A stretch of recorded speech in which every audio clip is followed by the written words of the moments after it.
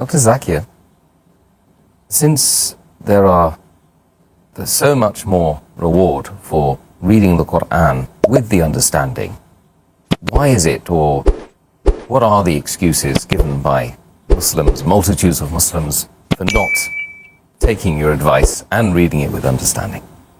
There are many excuses given by the common Muslim for not reading the Quran with understanding. And the most common is that we don't understand Arabic as a language. As you may be aware, that more than 1/5 of the world population, more than 20% of the world population, about 1.5 billion out of the 6.3 billion people in the world, they are Muslims. But more than 80% don't understand Arabic as a language. 15% of the Muslim population approximately, they're Arabs, and a few non-Arabs know Arabic as language. So more than 80% of the Muslims, they don't understand Arabic as a language. So the most common excuse is, we don't know Arabic as a language. Now, every human being knows at least 2 or 3 languages. Some know 4, some know 5, some are linguists. But when a child is born, he does not know any language. But he learns the mother tongue to converse with the family members. He learns the language of the locality so that he can converse with the friends. He learns the language in which he is educated. Every human being knows at least 2 or 3 languages.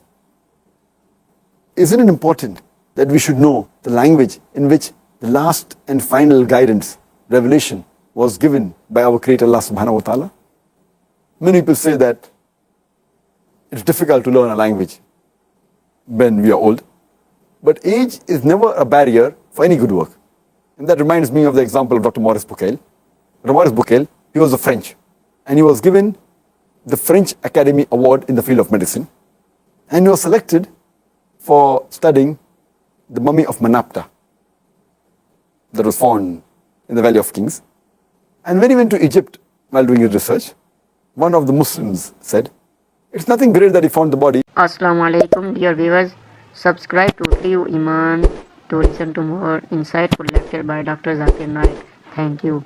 It's already mentioned in the Quran, in Surah Yunus, chapter number 10, verse number 92, that Almighty God will save the body of the Pharaoh as a sign for posterity.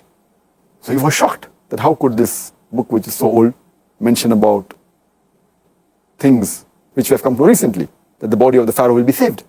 So that made him read the translation of the Quran. After reading the translation of the Quran, he was so impressed with the Quran, he wanted to understand Quran directly in Arabic. So he learned Arabic as a language at the age of 50. Imagine being a non-Muslim, learning Arabic as a language to understand the Quran better, and then he writes the book, the Bible, the Quran, and science, which is a very famous book. So age is never a barrier for a person to learn a new language, but it's not possible that all of us will be as enthusiastic as Dr. Maurice Bucaille.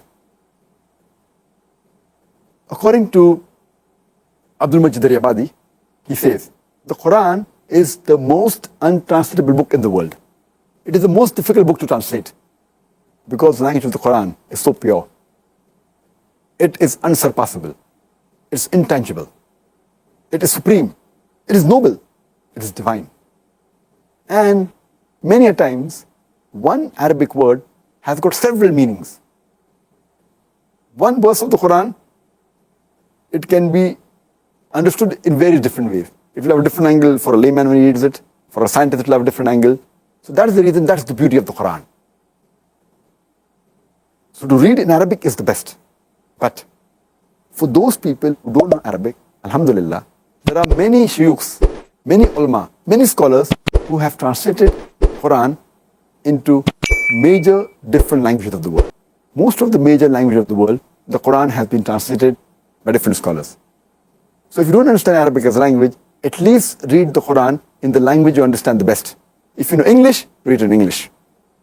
If you know French, read it in French. If you know German, read it in German. If you know Urdu, read it in Urdu. Read it in the language you understand the best. But it's a requirement that we should read the Quran in the language you understand. So there's no excuse, they don't know Arabic, they read the language you understand. And alhamdulillah, in most of the major languages of the world, you have the Quran today that it has been translated.